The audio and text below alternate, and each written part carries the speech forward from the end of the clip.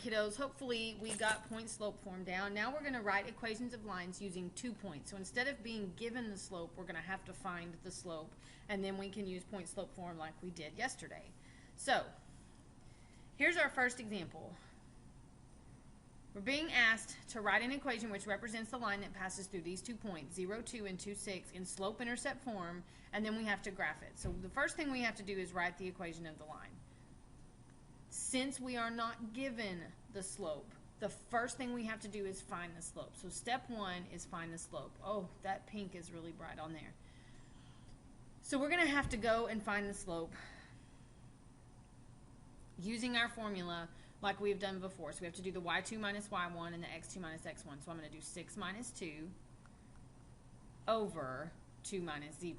So I just did subtracted my y's over subtracted my x's, and then I'll just see what that is. 6 minus 2 is 4, 2 minus 0 is 2, and then that simplifies to 2. So my slope is 2.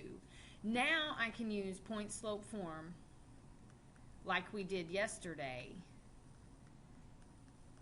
And the cool thing is I have 2 points to choose from. So I can either use this point or this point with my slope to plug it in. It doesn't matter which one you choose. They both will give you the same line. Just don't mix and match. Don't use the x value from the first point and the y value from the second, because that won't work. So just pick one of the points. I'm going to pick this one, and this is the point I'm going to use.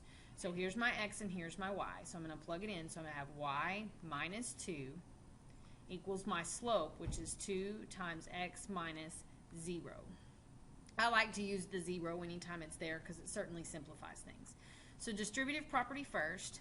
2 times x is 2x. 2 times 0 is just 0, so I'm not even going to put it here because plus 0 is just plus 0.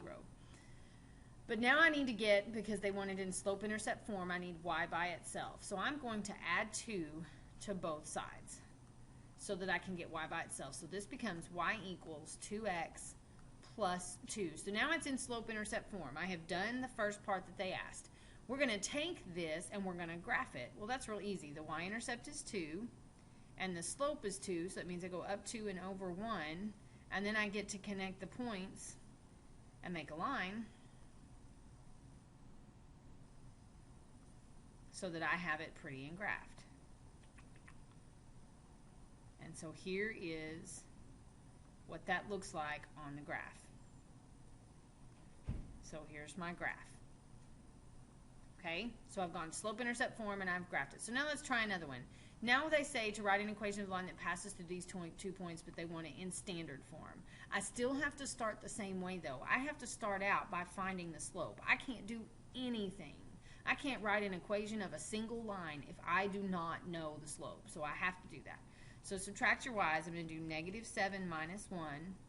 And then subtract your x's. 0 minus negative 2 is the same thing as 0 plus 2.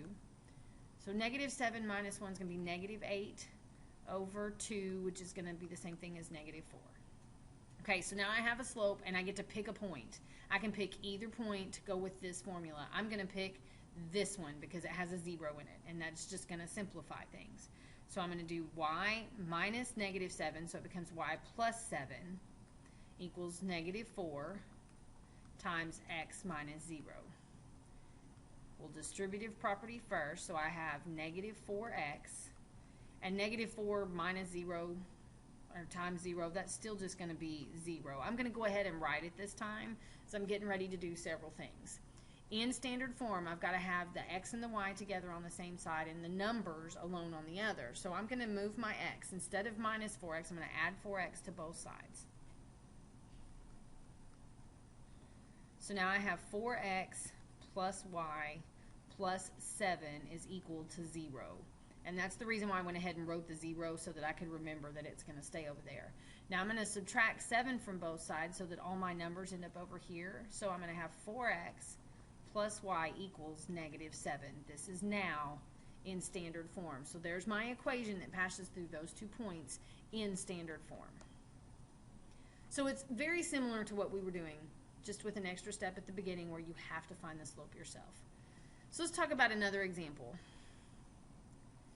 Now I'm asked to write an equation of a line in standard form where I know the x-intercept is 4 and the y-intercept is negative 2. They haven't really given me points. They're not written out as ordered pairs. But you know the x-intercept is where it crosses the x-axis, so it's really this point. And the y-intercept is really this point because it's where it crosses the y-axis. I do honestly still have 2 points. They didn't write them out for me. I had to do it myself. So we're going to start, find the slope. So subtract my y's, -2 minus 0, and then subtract my x's, 0 minus 4. Well, this becomes -2 over -4. The negatives cancel, and so my slope is 1/2. Now I can pick a point. Either point will do, this one or this one. I'm going to pick this one, even though it has a negative, because it really does make things simple. So I'm going to end up with y minus -2. I changed my mind. I want to use this one. So we're not going to use that one. We're going to use this one right here. I changed my mind halfway through. So I'm going to start here. I'm going to do y minus 0 equals my slope, which is 1/2 times x minus 4. Distributive property first. Well, y minus 0 is just y. So now I have y equals, well, 1/2 times x is 1/2 x. And then 1/2 of 4 is 2. So this becomes -2. In order to be in standard form, however,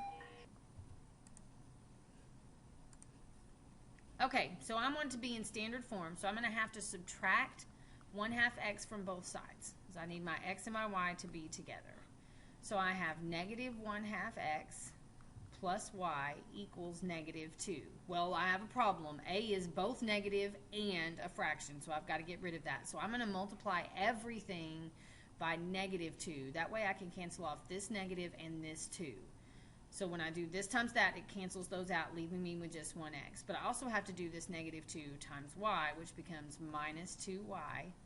And I also have to multiply by -2 over here, which makes +4. So my equation in standard form is x minus 2y equals 4. There it is in standard form.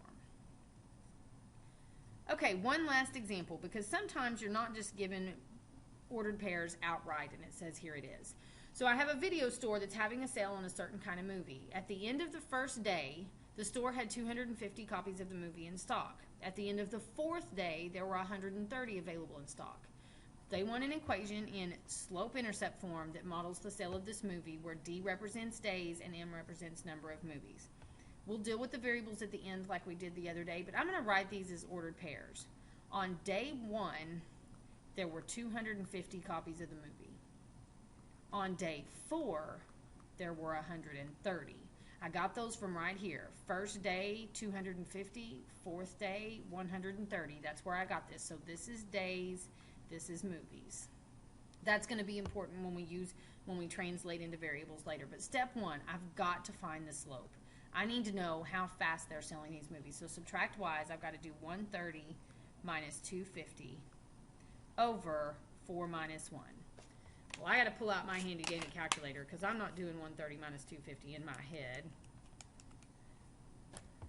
Although some of you probably did that faster than I did. This becomes -120 over 3. Well, that will simplify to -40. So they are basically selling 40 movies a day. That's what this slope means. But I need this -40 so I can write my equation and go from point slope to slope intercept. I'm going to use this first point. Even though it has a bigger number of movies, my my x is going to be 1, which is going to make things simpler. So I have y minus 250 equals -40 times x minus 1. Distributive property first.